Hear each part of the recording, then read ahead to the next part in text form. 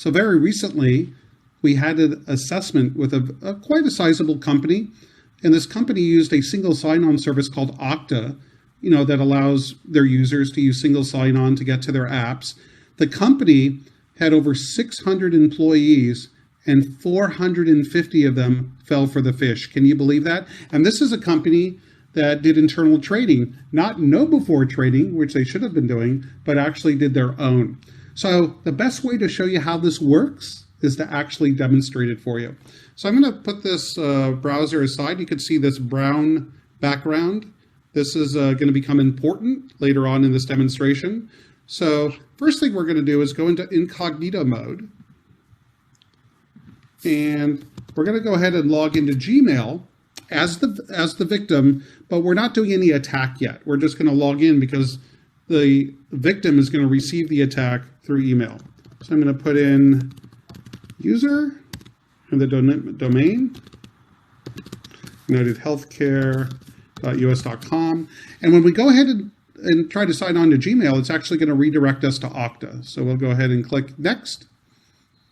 You can see it up here. This is to access the G Suite for United Healthcare, right? So since we're at United Healthcare's portal for Okta, we don't have to put in the full domain name. We could just put in the username, and I'll put in the secret password.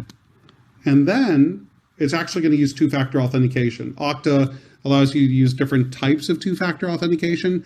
In this particular case, the company is set up for a security question.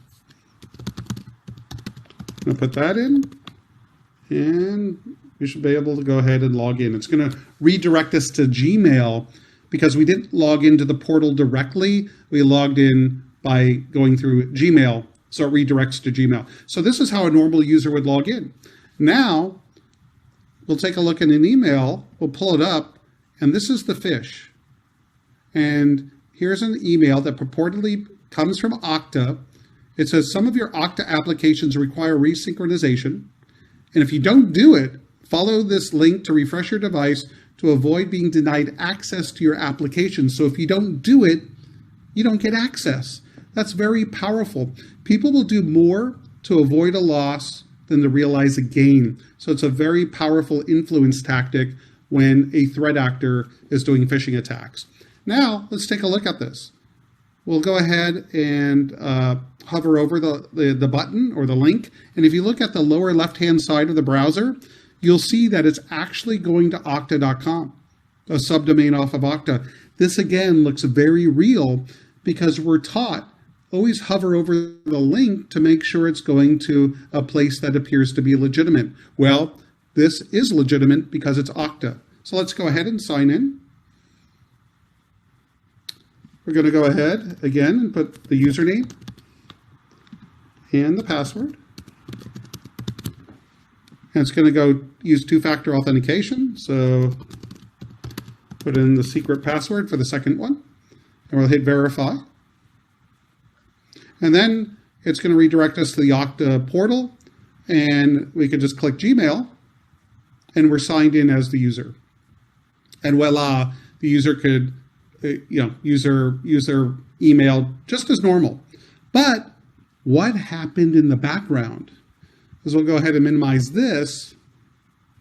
And what happened is, if you look here, we were able to capture the username here, the password, not the two-factor, by the way, because it doesn't matter, because here we got the session key, right? And with the session key, I could log in as the user, and I don't need the password. I don't need the second factor security question. So let's go ahead and show that.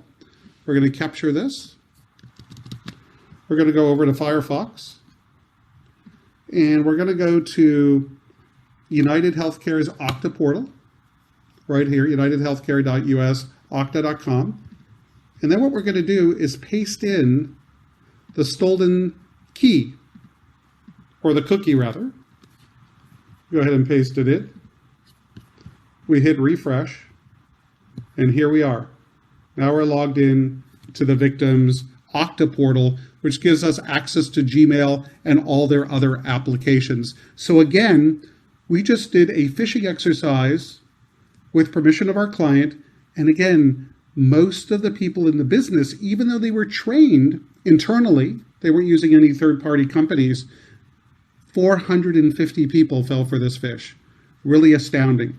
So what you need to do is you need to stop, look, and think and analyze the situation and be extremely careful, even if it looks real when you hover over the link, because it could be a threat actor trying to get access to your data.